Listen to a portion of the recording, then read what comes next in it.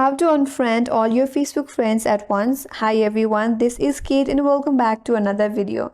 And on this video, we will learn how we can unfriend all of the Facebook friends at once. So without further delay, let's get started. First of all, launch the Facebook application and make sure that you are logged into your account. Now, before we proceed, we have to understand that Facebook does not have a built-in feature that will help you unfriend all of your friends at once, so you have to do it manually one by one. In order to do that, tap on your profile icon at the top right corner with the three-line icon. Head towards the settings icon now.